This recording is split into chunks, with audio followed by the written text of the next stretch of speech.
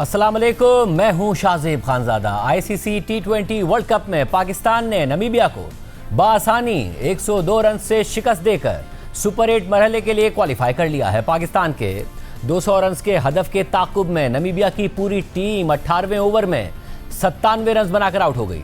शाहजादा फरहान ने शानदार बैटिंग करते हुए टी20 वर्ल्ड कप में अपनी पहली सेंचुरी स्कोर की। उन्होंने 57 गेंदों पर 4 छक्कों और 10 चौकों की मदद से सेंचुरी बनाई। पाकिस्तान की जानिब से उस्मान तारिक ने 16 रन देकर 4 खिलाड़ियों को आउट किया, जबकि शादाब खान ने 19 रन के एवज 3 विकेटें हासिल की। शाहजादा फरहान अहमद शहजाद के बाद टी20 वर्ल्ड कप में सेंचुरी बनाने वाले दूसरे पाकिस्तानी बैटर भी बन गए हैं। अहमद शहजाद ने 2014 के टी20 वर्ल्ड कप में बांग्लादेश के खिलाफ सेंचुरी स्कोर की थी। इस सेंचुरी के साथ ही शाहजादा फरहान टी20 वर्ल्ड कप 2026 में सबसे ज्यादा रन बनाने वाले और सबसे ज्यादा छक्के मारने वाले बैटर भी बन गए हैं। उन्होंने रवा इवेंट की 4 इनिंग्स में अब तक 220 रन बनाए हैं। आज पाकिस्तान ने नमीबिया को 102 रन से हराकर पहली मर्तबा टी20 वर्ल्ड कप में 100 रन से ज्यादा मार्जिन से कामयाबी हासिल की है। टी20 वर्ल्ड कप मैचेस में यह पाकिस्तान की रन के एतबार से सबसे बड़ी फतह। टी20 वर्ल्ड कप में पाकिस्तान की सबसे बड़ी फतह 82 रन के मार्जिन से थी, जब पाकिस्तान ने 2009 में नीदरलैंड्स को शिकस्त दी थी। इस कामयाबी के साथ ही ग्रुप ए से पाकिस्तान और भारत की टीमें सुपर 8 मरहले में पहुंच गई हैं और इवेंट में सुपर 8 टीमों का लाइनअप मुकम्मल हो गया है। सुपर 8 के पहले ग्रुप में भारत, जनूबी अफ्रीका, वेस्ट इंडीज और जिम्बाब्वे शामिल हैं, जबकि दूसरे ग्रुप में पाकिस्तान, श्रीलंका, इंग्लैंड और न्यूजीलैंड की टीमें शामिल हैं। पाकिस्तान का न्यूजीलैंड से मैच 21 फरवरी, इंग्लैंड से 24 फरवरी और श्रीलंका से 28 फरवरी को होगा। इस इवेंट की खास बात, साबिक चैंपियन ऑस्ट्रेलिया का ग्रुप मैचेस के मरहले पर ही टूर्नामेंट से बाहर हो जाना है। ऑस्ट्रेलिया को जिम्बाब्वे और श्रीलंका के हाथों अपसेट शिकस्त हुई, जिसके बाद ऑस्ट्रेलियावी टीम सुपर 8 मरहले के लिए क्वालिफाई भी ना कर सकी। इस पूरी सूरत पर बात करेंगे। हमारे साथ मौजूद हैं साबिक कप्तान राशिद लतीफ, साबिक क्रिकेटर मोहम्मद आमिर और सिकंदर बख्श और क्रिकेटर अहमद शहजाद। आप चारों का बहुत शुक्रिया हमें शो में ज्वाइन करने के लिए। अहमद, सबसे पहले आपसे शुरू करूंगा क्योंकि आप पहले पाकिस्तानी बैटर थे, पिछले 12 साल थे जिनके पास टी20 वर्ल्ड कप में सेंचुरी थी। आज शाहजादा फरहान ने सेंचुरी स्कोर की है, वो आपके बारे में वैसे ही एक बहुत अच्छी राय रखते हैं और उनकी इनिंग्स पर भी कमेंट कीजिएगा, मगर साथ में मैच पर भी। आप ज़ाहिर है बड़े मार्जिन से जीते हैं, अच्छी बात है, 100 रन से ज़्यादा से जीते हैं, अगले मरहले के लिए क्वालिफाई कर गए हैं। मगर सवालात अभी भी उठ रहे हैं कि शाहीन को ड्रॉप किया और अबरार को ड्रॉप कर दिया, शादाब को ड्रॉप नहीं किया। शादाब को टीम में भी रखा और उस मरहले पर जब हिटिंग चाहिए थी तो उस्मान की जगह शादाब को भेज दिया। शादाब शुरू में स्ट्रगल कर रहे थे और 10 गेंदों पर 7 रन बना पाए थे, आखिर में उनका बल्ला चला भी। अब कुछ समझ में आ रहा है कि कुछ सिमत दुरुस्त की है टीम ने? नहीं, कुछ समझ में नहीं आ रहा, लेकिन पहले साहिबजादा फरहान पे बात कर देता हूँ। देखें शाहजेब भाई, हम आप ही के शो में बैठ के बहुत दफ़ा कह चुके हैं कि वंडरफुल प्लेयर है। ना सिर्फ प्लेयर बहुत अच्छा है, हार्ड वर्कर है। बहुत ज्यादती हुई पाकिस्तान टीम के अंदर इनसे, ये जाते थे, इनको बगैर मौके दिए पहले सिलेक्ट नहीं किया जाता था, फिर बगैर मौके दिए वापस आ जाते थे और फिर डेड रबर मैचेस इनको खिला दिए जाते थे, वो भी 6वें नंबर के ऊपर। तो ये ज्यादती उनके साथ होती है, लेकिन क्रेडिट टू हिम कि इन्होंने हार नहीं मानी। हर जब भी इनके साथ ज्यादती होती थी, ये डोमेस्टिक के अंदर जाते थे, ये जिम के अंदर जाते थे और अपने आप को पहले से ज़्यादा इम्प्रूव करने की कोशिश करते थे। और उसके बाद जब अल्लाह ताला ने उनको मौका दिया, मीडिया पे बैठे लोगों ने आवाज़ें उठाई, लोगों को ख्याल आया, उसके बाद से देख लें तब से लेके अब तक जब से ये टीम के अंदर आए हैं, सबसे ज़्यादा छिक्के मारने वाले प्लेयर हैं, सबसे ज़्यादा स्कोर करने वाले प्लेयर हैं। और हमारे कुछ प्लेयर हैं कि उनकी एबिलिटी पे कोई शक नहीं है हमें, लेकिन सिर्फ एक कंपैरिजन आपको करता चलूँ कि ये पहला अपना वर्ल्ड कप खेल रहे हैं और पहले वर्ल्ड कप के पहले 3 मैचों के अंदर इनके 2 मैन ऑफ द मैच हो गए हैं। और हमारे पास कुछ ऐसे प्लेयर भी बैठे हैं जो 10-10 वर्ल्ड कप खेल गए हैं, लेकिन उनका कोई इस तरह का कारनामा पाकिस्तान के लिए है नहीं। तो मैनी कंग्रेचुलेशंस टू हिम। और कल ये ताबिश के शो पे हमने बोला था, ख्वाहिश का इजहार किया था कि नमीबिया के खिलाफ मैच के अंदर मेरा जो रिकॉर्ड है इसको 12 साल हो गए और कोई इतना बड़ा रिकॉर्ड है नहीं, तो पाकिस्तानी प्लेयर आने चाहिए। और मैं चाहता था कि कोई यंगस्टर हो, लेकिन nothing better than Sahibzada Farhan.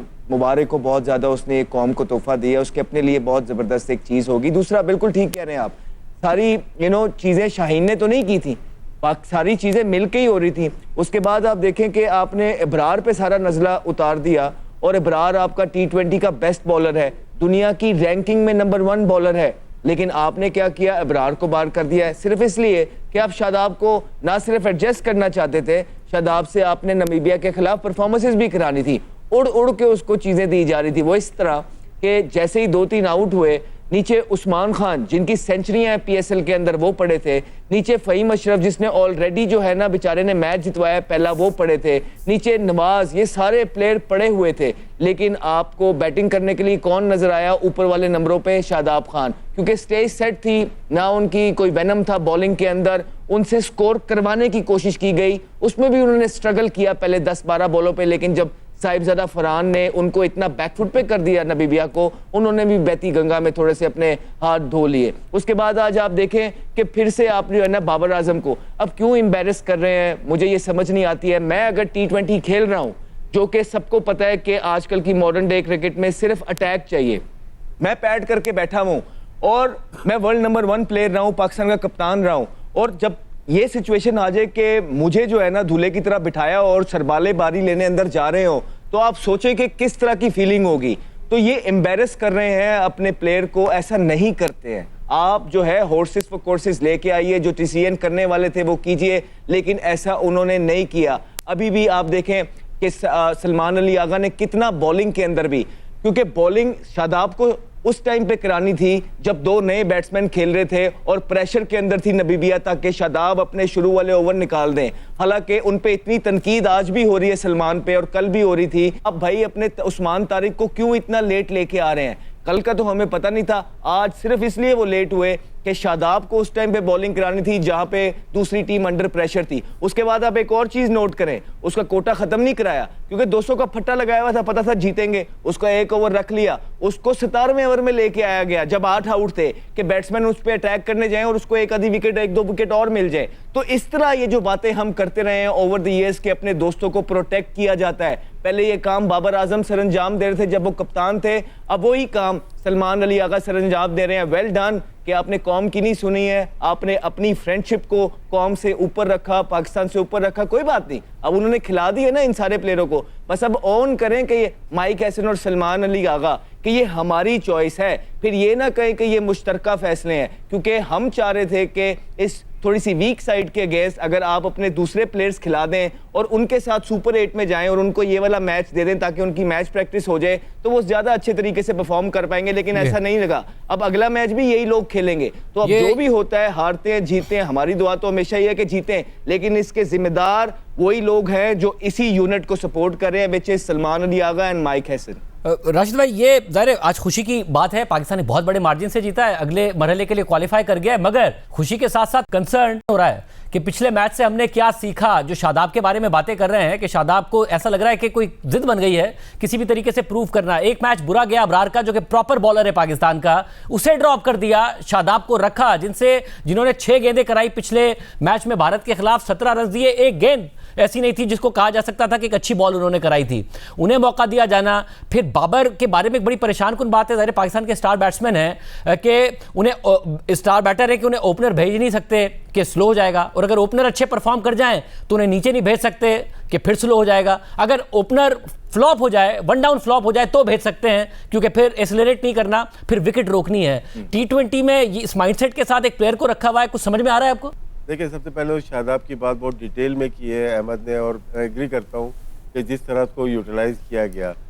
एक मैच में ऑस्ट्रेलिया के खिलाफ जो हुआ था उसमें 7वें नंबर पे गए थे, वहाँ हम लोग मुश्किल में थे तो उनको 7वें नंबर पे भेजा गया। अहमद ने बहुत डिटेल में बात कर ली है। मैं बाबर आजम की आज सिलेक्शन के ऊपर बात करता चलूँ कि माइक हैसन, सलमान अली आगा ने आज प्रूव कर दिया कि उसकी सिलेक्शन गलत हुई, और नंबर 4 का तो प्लेयर ही नहीं है, वो सिर्फ वही लोग खिला रहे हैं। बाकी पाकिस्तान में किसी से भी पूछेंगे बाबर आजम को 4 नंबर पे खिलाया जाए, वो तो ड्रॉप नंबर 3 पे, नंबर 2 पे जाके ड्रॉप हो गया था, नंबर 4 पे बनता ही नहीं है। तो आज साबित कर दिया इन्होंने कि उनकी सिलेक्शन गलत थी, और प्लेइंग 11 में भी वो गलत खेल रहे हैं। अगर खिलाना ही, ये चांस देना ही, तो साइम अयूब की जगह वो बन जाती है, क्योंकि साइम अयूब दुनिया के दूसरे नंबर के प्लेयर हैं, जो कि 50 इनिंग में उनका 21 या 22 का एवरेज है, जो कि शायद सोमिया सरकार का 19 का है। तो वो हमारे प्राइम बैट्समैन है। तो ये 2 कंसर्न है, हम सुपर 8 में तो जाएंगे, लेकिन 2 मेन प्लेयर हैं, साइम अयूब एंड बाबर आजम के किस नंबर में बैटिंग करेंगे।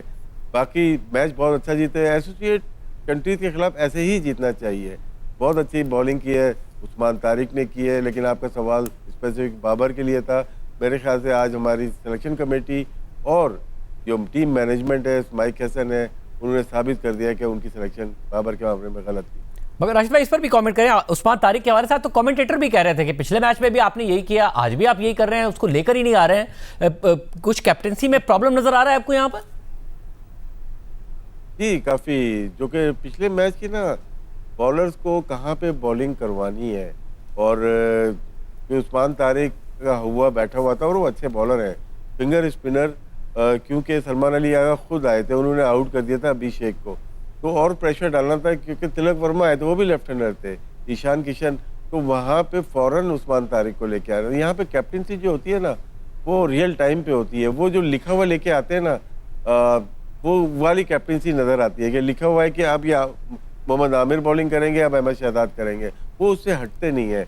तो जब आपको चेंज आता है तो अच्छा कैप्टन वो होता है जो ऑन द टाइम वहाँ पे रियल टाइम पे देखता है, वहाँ पे चेंजेस करता है। शायद वो इस तरह से नहीं कर पाते, इसकी वजह से मैं ये समझता हूँ कि पाकिस्तान को काफ़ी टाइम हो गया एक डोमिनेट करने वाला कैप्टन जो अपने डिसीजन खुद लेता हो, वो शायद अभी नहीं मिला।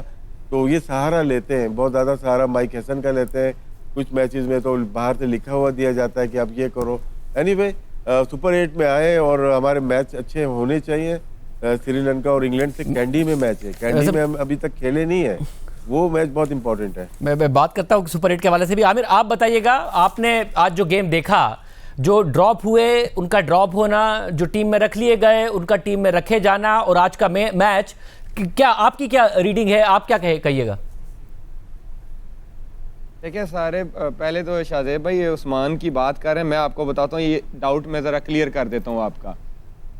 ये जो उस्मान तारिक को यूज़ कर रहे हैं ना, ये एज अ डेथ बॉलर भी यूज़ कर रहे हैं, इसलिए उसको लेट लेके आते हैं, क्योंकि फ़हीम बॉलिंग नहीं कर रहा, सलमान ने 2 ओवर करने थे। अगर ये इनका माइंड सेट है कि ज़रूरत पड़ती है, क्योंकि आप देख ले वो 17-18वां ओवर भी कर रहा था इंडिया के अगेंस्ट, तो 2 ओवर फास्ट बॉलर करेगा और 2 ओवर उस्मान तारिक करेगा। ये मैं आपको अभी से बता रहा हूँ, मैं जानता हूँ इनका माइंड सेट क्या है, कि उस्मान तारिक हमारा डेथ बॉलर भी है, ये आप ज़हन में रखिएगा, क्योंकि हम 2 प्रॉपर फास्ट बॉलर्स के साथ नहीं खेल रहे, तो इसलिए उस्मान तारिक को लेट लेके आते, बचाते हैं उसको कि हमें एंड पे भी जरूरत पड़ेगी। तो जब आपको ये पता है तो वाई नॉट कि आप 2 प्रॉपर फास्ट बॉलर्स के साथ जाएं, क्योंकि बड़ी टीम्स के अगेंस्ट आप ऐसे नहीं कर सकते। देख ले इंडिया ने उस्मान तारिक को बहुत अच्छा टैकल किया था, तो बड़ी टीमों के जैसा अब आप सुपर 8 में जा रहे हैं, बड़ी टीमें हैं वो होमवर्क करके आएंगी, तो आपको 2 प्रॉपर जो हैं वो फास्ट बॉलर्स होने चाहिए। फिर एक इब्रार की मुझे नहीं समझ आई, जैसे अहमद ने कहा कि वो कैसे बाहर बैठता है, जैसे सलमान मिर्जा का हमने पहले मैच के बाद गलती की थी कि इन फॉर्म बॉलर आपने बाहर बिठा दिया, जो आउट ऑफ फॉर्म था वो खेल रहा था। आज कि मुझे ये समझ नहीं आई कि एक इनफॉर्म बैट्समैन बॉलर वो बाहर बैठ गया, शादाब स्ट्रगल कर रहे थे वो खेल रहे हैं। अगर फहीम से आपने बॉलिंग नहीं करानी तो फिर फखर क्यों बाहर है, वो तो प्रूवन मैच विनर है। अगर वो भी नहीं आप कर सकते तो फिर आप साइम को बिठा लें यार, तो इब्रार आ जाएगा और जो है बाबर है वो ऊपर चले जाएंगे, या फखर। फिर नहीं तो बाबर को अगर आपने नहीं बिठाना तो दोनों में से बाबर या फखर ओपन कर सकते हैं। तो आप कुछ तो एक बैलेंस लेके आए ना। आप अभी तक तीनों मैच इफ एंड बट्स पे खेले हैं, 1 ओवर ये कर लेगा, शायद ये 50 कर दे, सुपर 8 में ऐसे नहीं चलेगा। वो बड़ी टीमें हैं, वो आपको ऐसे फड़कने भी नहीं देंगी।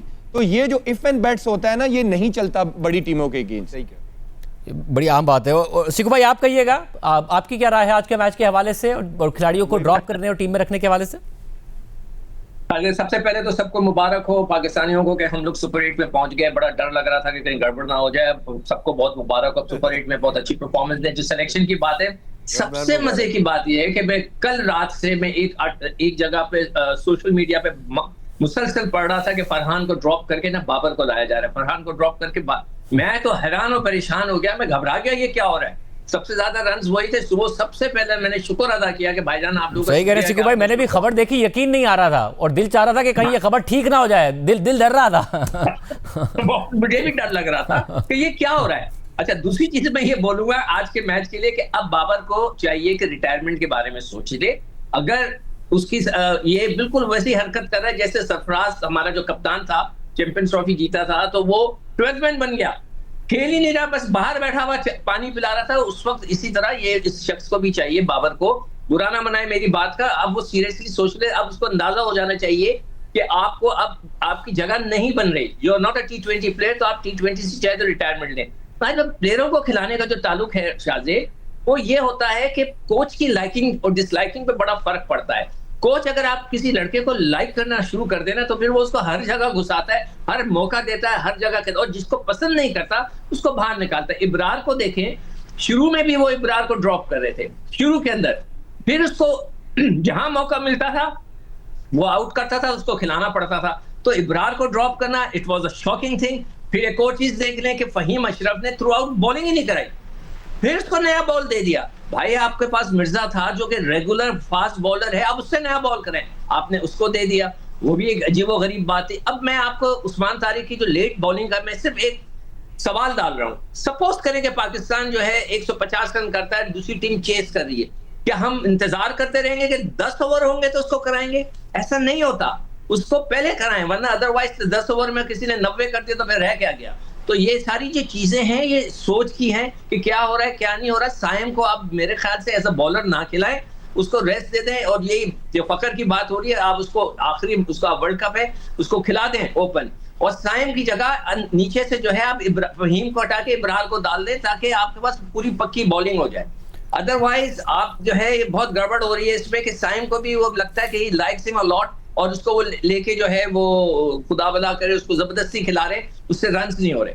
और साहब, और मुझे फिर क्विकली आप चारों का एक एक जवाब चाहिए होगा। पहले अहमद, आप के न्यूजीलैंड, इंग्लैंड, श्रीलंका, इसके लिए यही टीम अब रखी जाए, यही ऑप्शन है, या कुछ तब्दीली आप रिकमेंड करेंगे कि भाई ये कर लें? नहीं सर, ये टीम किस तरह आगे जा सकती है सर? कोई ऐसा हो ही नहीं सकता है। आपको इब्रार को वापस लेके आना है, आपका ट्रम्प कार्ड है वो। यार क्या कर रहे हैं? ऐसा थोड़ी है कि भारत के खिलाफ इब्रार ने हरवा दिया है। सबके कारनामे हम सबके सामने हैं कि किसने क्या किया है। अगर आप इब्रार के बगैर जाते हैं ना अगले मैचेस के अंदर, तो भूल जाएं कि कोई थोड़ा बहुत जो आपका चांस है वो भी रह जाएगा। तो इब्रार अंदर आएंगे, और ऊपर से ये सही कह रहे हैं कि बाबर की जगह आई वुड से कि अगर फ़खर जमान आएंगे तो आपकी टीम स्ट्रांग होगी, बिकॉज साइम अयूब का चक्कर ये चल रहा है कि इस वर्ल्ड कप के अंदर वो बॉलिंग कर रहे हैं और बॉलिंग ठीक कर रहे हैं। अब आपने जो भी करना है साइम अयूब का, मुझे लगता है कि वर्ल्ड कप के बाद करना है, ठीक है? वर्ल्ड कप के अंदर उसको, क्योंकि एज अ बॉलर भी आप साथ लेके गए हैं, तो आपका कॉम्बिनेशन बहुत ज़्यादा डिस्टर्ब हो जाएगा। आप उस पर हर मैच के अंदर रिलाय कर रहे हैं। तो मुझे लगता है कि अगर बाबर की जगह फ़खर जमान आ जाए और अबरार आ जाए आपके जो है ना एक शादाब की जगह, तो आपका कॉम्बिनेशन बेहतर हो सकता है। राशिद भाई, आप क्या कहिएगा? शादाब की बात की उन्होंने, शादाब को की जगह उसको तो वर्ल्ड कप के बाद कप्तान देख रहा हूँ मैं, तो वो तो अलग सी बात नजर आ रही है। राशिद भाई आप ना बोलें, क्योंकि अहमद ने एक दफा हमारे प्रोग्राम में कहा था, जब बिल्कुल आउट ऑफ फॉर्म था शादाब, कि आप देख लीजिएगा ये किसी भी तरीके से टीम में आ जाएगा, और वो आ गए। तो प्लीज आप ऐसी बात ना करें, वो कप्तान बन जाएंगे। नहीं, हमारे ही प्लेयर है, परफॉर्म करे, एक मजाक परफॉर्म करे और बने अगर डिजर्विंग है तो। लेकिन अबरार परफॉर्म करके बने इसमें। और अगर तो स्विंग कैंडी के 2 मैच इंपॉर्टेंट है पाकिस्तान के, श्रीलंका और इंग्लैंड से, अगर वहाँ पे स्विंग होती है तो नसीम शाह बनता है वहाँ पे। अगर शाहीन वो फॉर्म नहीं नजर आ रही, फिटनेस नहीं है, तो एक खेलता हुआ प्लेयर ILT में करता हुआ आया है, उसके बाद भी खेलता हुआ आया है, वो तगड़ा बॉलर है, उसको यूटिलाइज करना चाहिए सलमान के साथ। फहीम ने बॉलिंग बिल्कुल भी नहीं की, मेरा नहीं ख्याल उसकी जगह बनती है, लेकिन अबरार की लाजमी जगह बनती है। बाकी इनको डिसाइड करना पड़ेगा एक आध मैच में। साइम अयूब को थोड़ा सा हिला के देख लें, और फ़खर जमान या तो जब टीम में होगा तो प्लेइंग 11 में आएगा, वो बाहर का प्लेयर है ही नहीं। तो ये डिसीजन जो है नंबर के वो भी गलत है। सलमान अली आगा भी अब 3 नंबर पे वो इम्पैक्ट नहीं छोड़े, तो 2 प्लेयर दाया हो रहे हैं, नंबर 3 और नंबर 4, और जो 5वें नंबर का प्लेयर था वो खेल ही नहीं रहा है, वो फ़खर जमान। आमिर, आप कहिएगा। मैं सर 3 इब्रार, नसीम और फ़खर, नो मैटर व्हाट, ये आपकी टीम में होने चाहिए। बाकी आपने कैसे टीम सेट करनी है, ये 3 प्लेयर आपके कॉम्बिनेशन में होने चाहिए। ठीक है, अबरार, नसीम और फ़खर। तो अबरार के लिए आप कहेंगे शादाब को बिठाएं? जिस मर्जी को बिठाएं, ये 3 लड़के होने चाहिए। और फ़खर के लिए किसको बिठाएं? बाबर को? देखिए बाबर को, जो आज बाबर के साथ हुआ है ना, अगर यही उसके साथ करना है ना, तो फ़खर बनता है। तो फ़खर तो किसी भी सिचुएशन में खेल लेता है, वो डेथ ओवर्स भी खेल लेता है, अगर ऊपर की बारी आती है वो ऊपर भी रन्स कर लेता है। फिर बाबर के साथ ऐसे ना करें। अगर आपने प्लेइंग 11 में रखा हुआ है और उससे आगे ऑलराउंडर्स जा रहे हैं, तो ये उसकी डिसरिस्पेक्ट हो रही है ना, अपनी भी कर रहे हैं, प्लेयर की भी कर रहे हैं। इससे अच्छा फ़खर को डाल लें आप। जी राशिद भाई, कुछ कह रहे थे आप? नहीं, सही है। इसमें आज नाफे को खिलाया था, और देखिए प्रेशर के मैच डिफरेंट होते हैं, और हम चाहते हैं कि जो भी खेले पाकिस्तान के लिए परफॉर्म करे। फखर की एक हिस्ट्री है पाकिस्तान के लिए, और एक लेफ्ट हैंडर हमारे यहाँ पे बीच में एक चाहिए होगा, क्योंकि मेन जो लेफ्ट हैंडर ओपनर है वो रन नहीं कर रहा, वो जल्दी बाहर आ जाता है, उसके बाद बड़ा टाइम लग जाता है लेफ्ट हैंडर के लिए। आप जितने भी लेफ्ट हैंडर उठा के देखेंगे, जो टीम जीत रही है या ऊपर जाएगी, उनका विकेट कीपर और लेफ्ट हैंडर बैट्समैन, ये दो बहुत काम के होंगे तो टीम को ऊपर लेके जाएंगे। और हमारे अनफॉर्चुनेटली ना लेफ्ट हैंडर परफॉर्म कर रहा है ना विकेट कीपर। सिकू भाई, अच्छा, मैं चाहूंगा कि जो है साइम को आप रेस्ट दे दें, उसकी जगह फखर को ले आए ताकि आपका ओपनिंग हो जाए। बाबर को आप रेस्ट दे दें, उसकी जगह इब्रार को ले आए, तो आपकी जो टीम होगी वो इस तरह बनेगी कि फखर, फरहान, आगा, नाफे, उस्मान, ये तो आपके 5 इधर आगे। फिर आप जो है नवाज, शादाब, फहीम, 5 3 8 हो गए। फिर नीचे आपके पास बॉलिंग आ जाएगी मिर्जा, उस्मान तारिक और इब्रार। तो मगर सिकू भाई, अगर ऑलराउंडर ही रखना है तो साइम को क्यों नहीं प्रेफर करेंगे आप शादाब के ऊपर? बॉलिंग ज्यादा बेहतर कर रहा है। नहीं, शादाब तो परफॉर्मेंस दे दिया ना सर, आप कैसे करेंगे? अब आप परफॉर्मेंस देने वाले को तो ना हटाए ना वो, और वो चहीता भी है ना, आप ये भी तो देखें। सीकू भाई सलमान भी बैठा है पहले मैच के बाद। नहीं देखो आमिर, एक बात को हमें हकीकत माननी पड़ेगी, जब कोच और कप्तान किसी को फेवर करते हैं ना तो फिर वो फेवर करते हैं। आप कुछ कर लें तो इसका फायदा नहीं है ना कि खामखी के लिए उसको हटाएं, वो तो उसको फेवर कर रहे हैं, चाहे कुछ हो जाए वो खेलेगा। और आप याद रखें कि जब मीटिंग हुई थी जिसमें मैं मौजूद था, मैंने कहा वाइस कैप्टन रखें, तो उन्होंने कहा नहीं वाइस कैप्टन। मैंने कहा आपने शादाब को तो रखा था, कहते नहीं अब हमें जरूरत नहीं है। तो मुझे उसी वक्त शक पड़ गया था कि जी शादाब आएंगे तो हो सकता है नेक्स्ट टाइम वो वाइस कैप्टन भी बन जाए। तो शादाब इज देयर, उनका फेवरेट है, लेट हिम बी देयर, बात खत्म हो गई। सारी चीजें नहीं होता देखना चाहते हैं तो वो जो लोग क्रिकेट संभाल रहे हैं, ठीक है, उनको तब्दील होना पड़ेगा। नहीं तो ये जो सिक्कू भाई कह रहे हैं और राशिद भाई कह रहे हैं ना कप्तानी का, ये बात सच होती नजर आ जाएगी आपको। बहुत शुक्रिया नाज़रीन, आपने सुना। प्रोग्राम में शामिल करते हैं और उम्मीद करते हैं पाकिस्तान सुपर 8 में बहुत अच्छा परफॉर्म करेगा। मैनेजमेंट, टीम मैनेजमेंट अच्छे डिसीजंस करेगी, बेहतर प्लेयर्स को खिलाएगी। प्रोग्राम में शामिल करते हैं।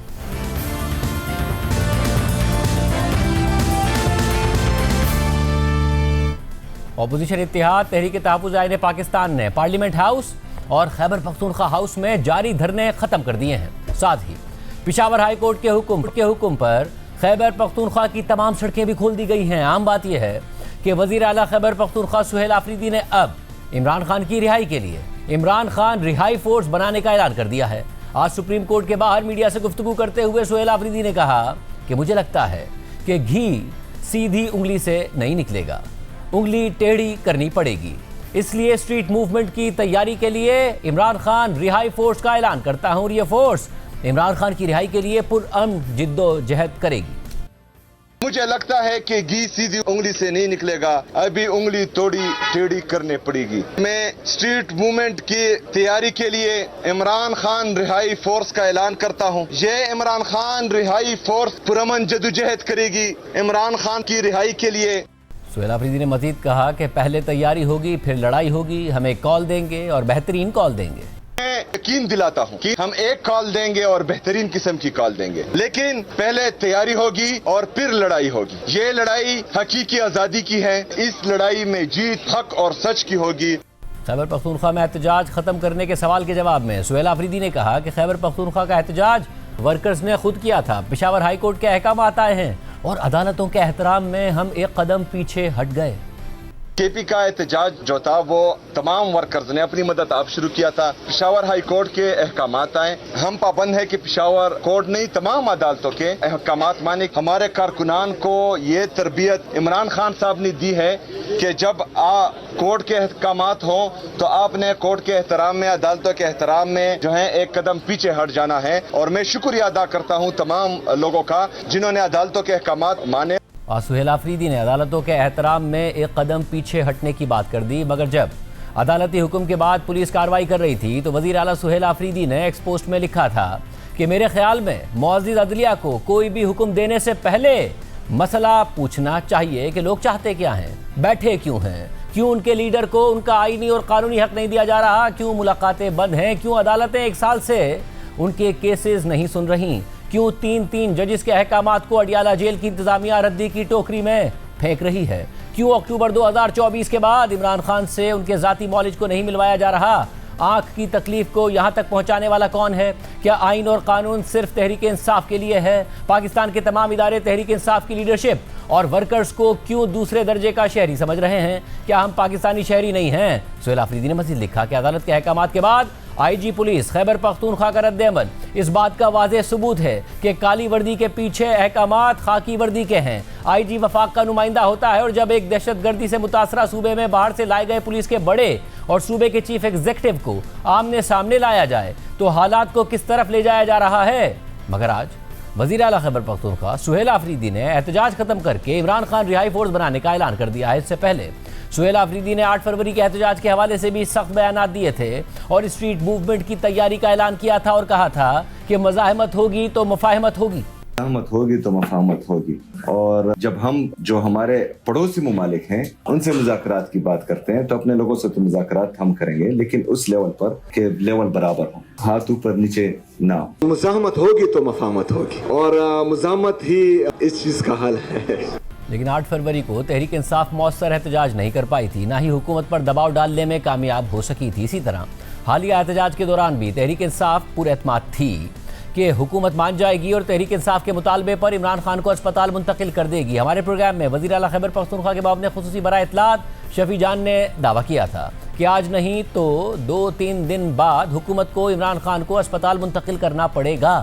एक जो मसला है शफी जान साहब कि अभी तक के एहतजाज का आपको फायदा हुआ नहीं है, आप लोगों ने मुतादिद एहतजाज किए, अब खैबर पख्तूनख्वा को आप मुनक़ता कर रहे हैं, वज़ीर आला कह रहे हैं कि आवाम को तकलीफ हो रही है, मैं माजरत चाहता हूँ, इसका फायदा हो पाएगा? आपको हुकूमत पे कोई प्रेशर डाल पाएंगे? आप ही की हुकूमत है और वही सूबा बदू हुआ है, उसको मुनक़ता हुआ है। शाहजेब साहब ये आप ऑन द रिकॉर्ड रख लें मेरी स्टेटमेंट को, आज ना हो तो 3 दिन बाद, 3 दिन बाद नहीं तो हफ्ते बाद इन्होंने इमरान खान साहब को शिफ्ट करना है। जब शिफ्ट करना है तो तसादुम की तरफ चीजों को क्यों लेके जा रहे हैं?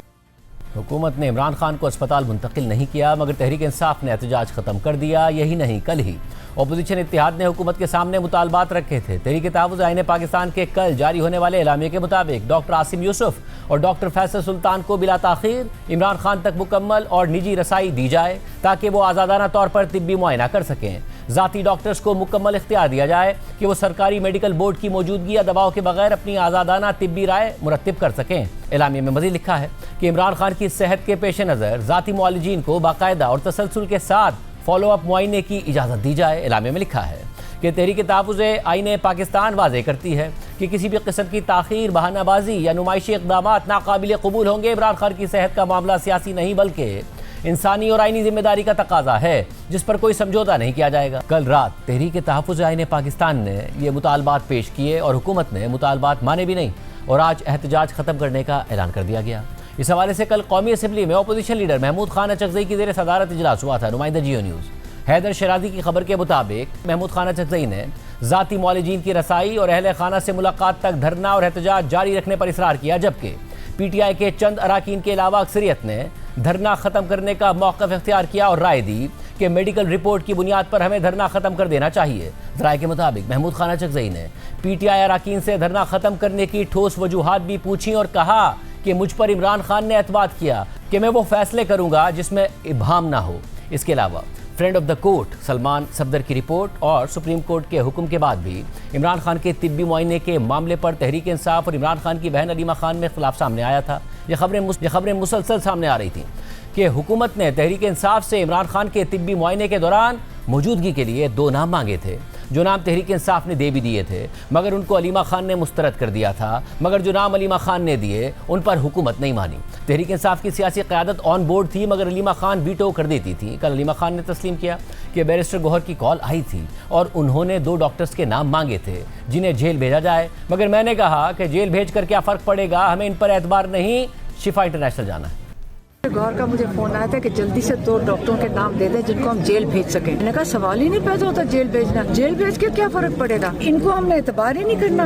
नहीं, शिफा इंटरनेशनल जाना है। हाँ, हम रुकावट थे और रहेंगे, जाना शिफा इंटरनेशनल है। मगर तहरीक इंसाफ के सेक्रेटरी जनरल सलमान अकरम राजा इस बात को तस्लीम कर चुके हैं कि डॉक्टर आसिम यूसुफ से पूछकर हमने डॉक्टर नदीम कुरैशी का नाम दिया था। स्पेशलिस्ट हैं। तो उस गुफ्तगू के दौरान जो बातें बताई हैं डॉक्टर नदीम कुरैशी ने, उनका नाम हमने ही दिया था पूछकर डॉक्टर आसिम यूसुफ से, और डॉक्टर आरिफ ने वो खासी हौसला अफजा हैं। उन बातों में उन्होंने यही बताया कि खान साहब पहले जो है दीवार पे लगी घड़ी नहीं देख सकते थे चंद हफ्ते पहले, लेकिन आज जब उनको मिले हैं, यानी कि कल जब उनको मिले हैं, तो उन्होंने कहा कि मुझे अब घड़ी नजर आ रही है, बल्कि घड़ी में सुइयां भी नजर आ रही हैं। तो ये बहुत हौसला अफजा बात है, और इन डॉक्टर साहिबान ने कहा कि ये हैरत अंगेज बेहतरी हुई है उनकी नजर में। इसके अलावा जब सुप्रीम कोर्ट ने इमरान खान के वकील सलमान सफदर को फ्रेंड ऑफ द कोर्ट बनाकर अडियाला जेल भेजा, तो उन्होंने बाहर आकर इमरान खान की सेहत से मुतालिक सवाल के जवाब में कहा कि ठीक है, इस मामले पर भी तहरीक इंसाफ के अंदर तजाद सामने आया। पहले देखिए कि बैरिस्टर सलमान सफदर ने मुलाकात के बाद क्या बात की थी। सर मुलाकात होगी है सर? मुलाकात जी हो गई है बिल्कुल। और कितना दौरानिया रहा है? आप देखिए, मैं 3 घंटे के बाद 3.5 घंटे के बाद बाहर निकला हूँ, तो जैसे सुप्रीम कोर्ट का हुक्म था उसके मुताबिक मुलाकात करवा दी गई है। फुल एक्सेस मिली है सर आपको? जी वो हो गया। सेल तक गए हैं सर आप? चल बाकी बातें आप रिपोर्ट में बताऊंगा। वैसे बता दें, सेहत के मुतालिक बता दें कि कैसी सेहत है खान साहब की, बाकी रिपोर्ट में आप देखिएगा। तहरीक इंसाफ ने भी यही मौक़िफ़ अपनाया, मगर फिर जब सोशल मीडिया पर तनकीद शुरू हुई, ट्रोलिंग शुरू हुई, तो अगले दिन रिपोर्ट जमा करवाने के बाद बैरिस्टर सलमान सफदर ने कहा कि उनके बयान को गलत समझा गया।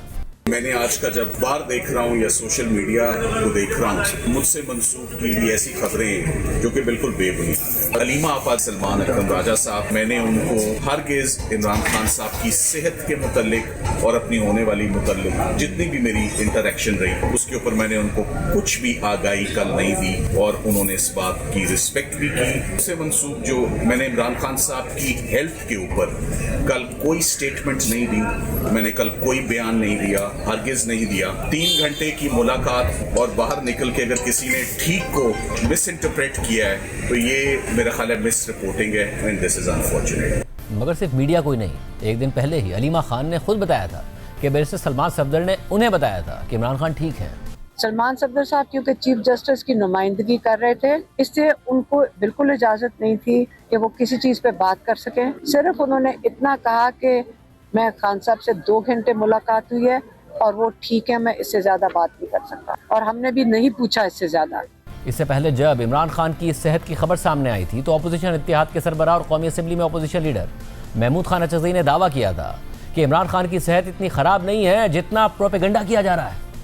मैं दावे से कहता हूं कि इमरान खान की सेहत इतनी खराब नहीं है जिस तरह प्रोपेगेंडा किया गया है। हम उसकी जिम्मेवारी लेंगे। आज से तमाम इमरान खान की पार्टी के कारकुनों को, जहाँ जिस जिस इलाके के वो रहने वाले हैं, जिस जिस बाजार के वो रहने वाले हैं, साउथ ईस्ट तमाम बाजारों में हम निकलें, हम दुकानदार के पास जाएंगे, इस विस्तारी हुकूमत के खिलाफ हमारे साथ एक ताउन करें, 8 फरवरी को दुकान बंद करें। इसके अलावा आज वज़ीर आला खैबर पख्तूनख्वा तहरीक तहफ़्फ़ुज़ आईन पाकिस्तान की क़यादत और इमरान खान की बहनें इमरान खान के केसेस की समाअत के लिए सुप्रीम कोर्ट गए। वाज़ेह है कि सुप्रीम कोर्ट पहले ही सलमान सफदर और सुप्रिटेंडेंट अडियाला जेल की रिपोर्ट पर इत्मीनान का इजहार कर चुकी है। सुप्रीम कोर्ट के ऑर्डर के मुताबिक 2 ताज़ा रिपोर्ट्स, जिनमें से एक सुप्रिटेंडेंट सेंट्रल जेल रावलपिंडी की जानिब से जमा कराई गई और दूसरी फ्रेंड ऑफ द कोर्ट की जानिब से अदालत के सामने पेश की गई। दोनों रिपोर्ट्स का तफसील से बगौर जायज़ा लेने के बाद ये मुशाहिदा किया गया कि उनके अमूमी निकात और उनसे उभरने वाली मजमूई तस्वीर बड़ी हद तक एक जैसी और हम आहंग है। बज़ाहिर ऐसा मालूम होता है कि इमरान खान के जेल में रहने के हालात में फ़िलहाल कोई मनफी या गैर मामूली पहलू मौजूद नहीं है। रोज़मर्रा मामूलात, खुराक, कैद खाने की हालत, बाकायदा बुनियादी तिब्बी मुआयने और जेल के इहाते में उनकी हिफाजत और सलामती के बारे में दोनों रिपोर्ट्स में दी गई मालूमात बुनियादी निकात में मस्बत और यकसा हैं। इमरान खान ने मजमूई तौर पर अपनी कैद के मौजूदा हालात पर इत्मीनान का इजहार किया है और ऐसी कोई शिकायत नहीं की जिसके लिए मौजूदा सहूलियात से बढ़कर किसी इजाफी इंतजाम की ज़रूरत हो। इस पूरी सूरत हाल पर बात करेंगे। हमारे साथ मौजूद हैं तहरीक इंसाफ के रहनुमा और वज़ीर आला खैबर पख्तूनख्वा के मामले खुसूसी बराए इत्तलात शफी जान साहब, जो खुद धरनों में मौजूद थे। शफी जान साहब, बहुत शुक्रिया मुझे ज्वाइन करने के लिए। शफी जान साहब, ज़ाहिर है आप कॉन्फिडेंट थे जब आप धरने पर बैठे थे। आपने हमारे प्रोग्राम में भी कहा कि हुकूमत आज मान जाए या 3-4 दिन बाद मान जाए, हमारे मुतालबात इन्हें मानने पड़ेंगे। हुकूमत कह रही थी कि आप एहतजाज करके देख लें। आखिर में आपने एहतजाज ख़त्म कर दिया और हर जगह से ख़त्म कर दिया। हुकूमत ने तो मुतालबात नहीं माने, क्या बैकडोर कुछ हुआ? किस लिए ख़त्म हुए? देखिए, सबसे पहले शाहजेब साहब आपका शुक्रिया। कोई बैकडोर कुछ नहीं हुआ, ना ही हम किसी बैकडोर राब्ते पे बिलीव रखते हैं। जहाँ तक धरने की ख़त्म करने की बात है तो वो पेशावर की हाई कोर्ट के अहकामात के मुताबिक हुआ। पेशावर हाई कोर्ट में एक आम कारकुन ही एक पिटीशन लेके गए। उस पिटीशन पे ही उन्होंने अमल दरामद करते हुए फैसला जारी किया। फैसला जारी करने के बाद 24 घंटे का टाइम दिया गया आईजी खैबर पख्तूनख्वा पुलिस को, और उसी के नतीजे में ये सब कुछ हुआ। शाहजेब साहब, यहाँ एक सोचने की बात यह है कि आप देखें कि एक बंदा जो एक ही दिन पिटीशन लेके जाता है, उसी दिन पिटीशन लगती है और उसी पिटीशन पे फैसला आता है और अगले 24 घंटे के अहकाम जारी कर दिए जाते हैं। जबकि दूसरी तरफ इस्लामाबाद के हाई कोर्ट का जो पिटीशन है, जो हुक्मनामा है, उस पर इम्प्लीमेंटेशन नहीं हो रहा। सुप्रीम कोर्ट में हमारे 16 से ज़्यादा पिटीशन पड़ी हुए हैं। इस्लामाबाद हाई कोर्ट में 22 पिटीशन पड़ी हुई है। किसी पिटीशन की कोई सुनवाई नहीं हो रही। आज भी 2 तारीख हमारे लगे हुए थे इमरान खान साहब के, जिसके डेट चेंज हो गए हैं। तो आप ये क्लियरली देख सकते हैं कि एक साइड पे कोर्ट जो है वो क्या कर रही है तहरीक इंसाफ के साथ, और दूसरी साइड पे किस तरह फैसिलिटेट हो रहे हैं। ज़ाहिर जो अदालती मामलात हैं तहरीक इंसाफ के और इमरान खान साहब के और जो दीगर मामलात में, वो तो ये जिस बात की आप निशानदेही कर रहे हैं वो मामलात नज़र आते हैं। मगर जो दूसरी तरफ है, जब कल पेशावर हाई कोर्ट ने फैसला दिया और तो उसके बावजूद आप लोगों ने धरना खत्म नहीं किया। हुकूमत खुद, वज़रा खुद आप समेत धरने में बैठे हुए थे। आईजी एक्टिव होते हैं तो वज़ीर आला खैबर पख्तूनख्वा ट्वीट करके आईजी को क्रिटिसाइज़ करते हैं कि आईजी क्यों वफाक की सुन रहा है और सूबे के वज़ीर आला के आगे आकर खड़ा हो रहा है। आज वो फिर कहते हैं कि जी पेशावर हाई कोर्ट के अहकामात आए तो अदालतों के एहतराम में हम पीछे हट गए। पुलिस ने एक्शन किया, आप सामना नहीं कर पाए, अपनी पुलिस का आपको पीछे हटना पड़ा, जिस पर आप कल तनकीद कर रहे थे आपके वज़ीर आला। देखिए, पहली बात शाहजेब साहब की ये जो धरना था, ये धरना किसी लीडरशिप ने कॉल नहीं किया था। अगर मैं उस धरने में सवाबी के मुकाम पे 5 दिन बैठा रहा, जहाँ पे मीना खान साहब थे, जहाँ पे शाहिद खटक साहब थे, और हम वहीं 5 दिन रहे, हमने 5 वहीं कपड़े चेंज किए, वहीं पे सोते रहे, तो ये हम एज अ कारकुन उसमें शामिल हुए। हमने ना धरने को कॉल किया ना कॉल्ड ऑफ किया, क्योंकि ये जो लोग निकले हुए थे मुख्तलिफ शहराओं पे, खैबर पख्तूनख्वा में हो या दूसरे सूबे में, ये खुद निकले हुए थे। खैबर पख्तूनख्वा तहरीक इंसाफ का गढ़ है। कैसे हो सकता है? देखिए, वज़ीर आला खैबर पख्तूनख्वा धरना दे रहे हो खैबर पख्तूनख्वा हाउस के बाहर, आप जैसे वुज़रा धरना दे रहे हो खैबर पख्तूनख्वा में, मरकजी लीडरशिप धरना दे रही हो पार्लियामेंट के बाहर, इमरान खान साहब की बहनें कह रही हो कि अवाम निकले, सड़कों पर निकले हैं, तो फिर आप, और उसके बाद आपके नहीं पार्टी ने नहीं कहा था, लोग खुद निकले थे, आप ही लोगों ने निकाले थे ना, आपके वर्कर्स थे, आप लोगों ने निकाले थे, आप लोग खुद निकले हुए थे। शाहजेब साहब, पहली बात कि हमने किसी को नहीं कहा, ना ही ऑफिशियल कॉल हुआ धरना। जहाँ तक सीएम खैबर पख्तूनख्वा की बात है, वो जुनैद अकबर खान साहब ने सब पार्लियामेंटेरियंस को बुलाया था और प्लान यही था कि हम पार्लियामेंट के सामने, सुप्रीम कोर्ट के सामने बैठेंगे और वहाँ पे धरना देंगे।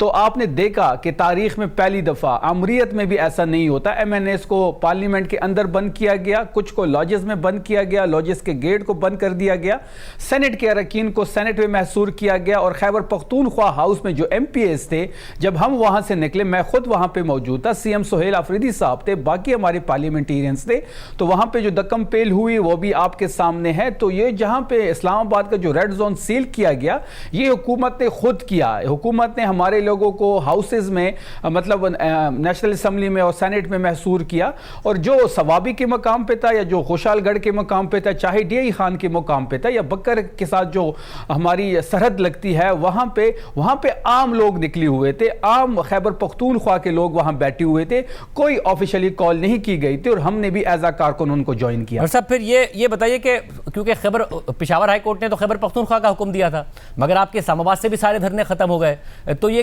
किसने, क्या पार्टी में प्रिवेल किया है? क्योंकि कल भी तहरीक तहफ़्फ़ुज़ आईन पाकिस्तान को जो इजलास हुआ, उसके बाद तो कोई ऐसा इंदिया नहीं था, उसके बाद तो यही फैसला सामने आ रहा था कि हम कंटिन्यू करेंगे जब तक हुकूमत मुतालबात नहीं मानती।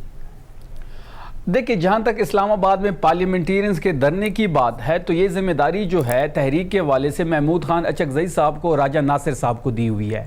आज सुप्रीम कोर्ट के बाहर जब पेशी थी, उस पर जब राजा नासिर साहब बाहर निकले तो वहाँ उन्होंने धरना ख़त्म करने का ऐलान किया। जब उन्होंने ख़त्म करने का ऐलान किया तो तमाम पार्लियामेंटेरियंस जो है वो वहाँ से उठ गए और वापस अपने घरों को रवाना हो गए। एक तो रमज़ान का, दूसरा हम अब कुछ और सोच रहे हैं, कुछ और प्लान कर रहे हैं, हम दोबारा इंशाल्लाह रमज़ान के बाद आएंगे। वैसे मगर जो कुछ और है वो इमरान खान रिहाई फोर्स है, जिसका ऐलान आज वज़ीर आला खैबर पख्तूनख्वा ने किया है। नाउ आपकी पार्टी वर्कर की सतह तक एक बड़ी पार्टी है, चाहे आपका यूथ विंग हो, ऊपर की सतह तक आपके लोग मौजूद हैं। ये नई फोर्स, आप अगर सोशल मीडिया देख रहे हैं तो आपके अपने लोग सवाल उठा रहे हैं कि आप उन्हें ट्रक की बत्ती के पीछे लगा रहे हैं।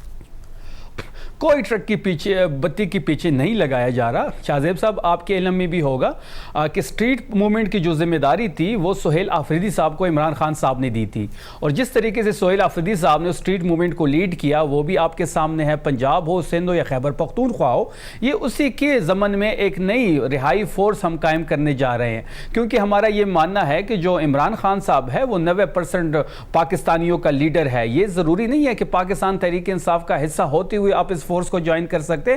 कोई नौजवान भी इस रिहाई जो फोर्स है, जो पुरअमन फोर्स होगी, वो ज्वाइन कर सकता है। इसकी बाकायदा मेंबरशिप होगी, इनसे हल्फ लिया जाएगा। और एक और बात कि ये कोई सियासी विंग नहीं होगा। जिस दिन इमरान खान साहब रिहा होंगे ये फोर्स डिसॉल्व हो जाएगी। साहब, मगर मसला ये है कि ये फोर्स जो है, जब आप कह रहे हैं कि ये कोई ट्रक की बत्ती के पीछे नहीं लगा रहे हैं, शाहजेब साहब फौज के अल्फाज अगर इस्तेमाल ना करें तो बेहतर होगा। सर, मैंने फौज नहीं कहा, मैंने फोर्स कहा है। आपको पता नहीं क्यों फौज सुन रहा है आपको फौज सुन रहा है, मैं फोर्स कह रहा हूँ मगर मुझे ये बताइएगा कि ये जो फोर्स है इसके हवाले से, क्योंकि वज़ीर आला ने तो पहले भी कहा था, वो स्ट्रीट मूवमेंट शुरू की थी उन्होंने 8 फरवरी के लिए, मगर 8 फरवरी के लिए जो स्ट्रीट मूवमेंट थी वो 8 फरवरी को कोई बड़ा इम्पैक्ट तो नहीं डाल सकी, तो अब क्या अलग कर लेंगे वो?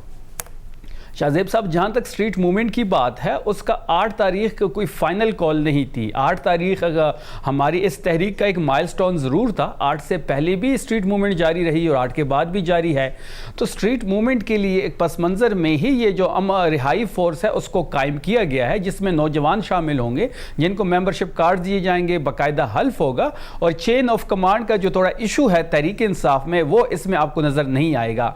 हमें उम्मीद है कि लाखों नौजवान इसका हिस्सा बनेंगे और इंशाल्लाह ये इमरान खान की रिहाई के लिए एक बेहतरीन रोल प्ले करेंगे। मतलब चेन ऑफ कमांड का इशू कैसे नहीं नजर आएगा? चेन ऑफ कमांड इतनी ज्यादा इशू है कि महमूद खान अचकज़ई साहब का एक तरफ है, फिर बैरिस्टर गौहर साहब को अगर हुकूमत अप्रोच कर ले, वो मान जाए कि 2 लोग भेजेंगे, फिर अलीमा खान साहिबा का एक अलग हुक्म आ जाता है, तो ये वहां क्यों नहीं प्रिवेल कर रहा होगा जो यहां पर मसले हो रहे हैं इतने सारे? देखिए, जहाँ तक इमरान खान साहब की सेहत का सवाल है और आपका इशारा भी उसी के बारे में है कि गौहर साहब को रब्ता किया गया, अलीमा साहिबा को अगर रब्ता किया गया, तो बात बड़ी वाज़ेह है कि इमरान खान साहब का जो सेहत का इशू है वो सियासी नहीं है। उसको फैमिली को इन बोर्ड लेना बहुत ज़रूरी है। जो फैमिली चाहेगी वैसा ही होना चाहिए, फैमिली की ज़ेर निगरानी होनी चाहिए। अगर फैमिली ये चाहती है कि उनको शिफा इंटरनेशनल हॉस्पिटल वहाँ पर शिफ्ट किया जाए तो शिफ्ट करना चाहिए। फैमिली की ज़ेर निगरानी, उनका ज़ाती डॉक्टर उनके हमरा होने चाहिए, ये उनका बुनियादी हक है। और इस मामले में जो भी फैमिली चाहेगी पार्टी उसके साथ खड़ी होगी। शफीक साहब, जो उस दिन मैंने आपसे सवाल किया था दोबारा कि हर एहतजाज के बाद जो नज़र आया वो ये कि जो इदारे और हुकूमत हैं उनके हाथ मजबूत होते गए, तहरीक इंसाफ पीछे जाती गई। अब तो अलीमन गंडापुर साहब भी कहते हैं पहले हम रिहाई की बात करते थे, अब मुलाकात की बात करते हैं। इस एहतजाज के बाद आपके ख्याल में हुकूमत का कॉन्फिडेंस बढ़ा या आप लोगों का कॉन्फिडेंस बढ़ा? देखिए, जहाँ तक शाहजेब साहब इस एहतजाज की बात है तो आपने देखा होगा कि पाकिस्तान तहरीक इंसाफ वाहिद नेशनल पार्टी है जो पूरे पाकिस्तान को जैम कर सकती है। तमाम शहराएं आपने देख लिए किस तरह ब्लॉक किए गए, और ये कोई ऑफिशियल कॉल नहीं थी। अगर ऑफिशियल कॉल होगी तो लाखों लोग होंगे। ही ब्लॉक हुआ और वही मुनक़ता हो गया, जिसकी वजह से पेशावर हाईकोर्ट को फैसला देना पड़ा, और कहीं नहीं हुआ कि ब्लॉक हो गया पूरा पाकिस्तान, ऐसा नहीं हुआ। देखिए, खैबर पख्तूनख्वा को चलो आप मान लेते हैं, लेकिन पंजाब में भी आपने फ्लैश प्रोटेस्ट देखे होंगे। वहाँ पे तो जुल्म और बर्बरियत है, वहाँ पे तो विलेज काउंसिल की सतह तक हमारे वर्करों के घर पे रेड्स हो रहे हैं। कोयटा को बंद किया गया, कराची में लोग निकले, सिंध के बाकी अजला में भी प्रोटेस्ट हुआ। तो ये एक वाहिद ही नेशनल पार्टी है इस वक्त पाकिस्तान तहरीक इंसाफ। जहां तक इस प्रोटेस्ट की बात है, इस प्रोटेस्ट में एक चीज वाजे हो गई है, अगर तहरीक इंसाफ जब भी चाहे, मतलब ऑफिशियल कॉल नहीं भी थी तब भी पूरा पाकिस्तान जैम था। तो ये ताकत है तहरीक इंसाफ की। असली जो ताकत हमारे पास है वो अवाम की स्ट्रेंथ है और वही हमारा फाइनल ऑप्शन होगा। बहुत शुक्रिया शफी जान साहब की राय आपने सुनी। सूरत हाल, सियासी दर्जा हरारत गर्म रहा, 3-4 दिन तक ये सूरत हाल रही। जाहिर है इमरान खान साहब की तबीयत के हवाले से कंसर्न पैदा हुए। शुरू में हुकूमत ये छुपाती रही कि उनकी आँख का इलाज हुआ है, फिर हुकूमत ने माना तो ये तशवीश बढ़ गई कि उनकी तबीयत कितनी ख़राब है। फ्रेंड ऑफ द कोर्ट मुकर्रर किया गया बैरिस्टर सलमान सफदर को। उसके बाद ये सारी सूरत हाल रही, धरने दिए गए, मगर अब धरने ख़त्म कर दिए गए हैं और एक फ़ोर्स का ऐलान कर दिया गया है वज़ीर आला खैबर पख्तूनख्वा की तरफ से। आज के प्रोग्राम में इतना ही, इजाज़त दीजिए, अल्लाह हाफ़िज़।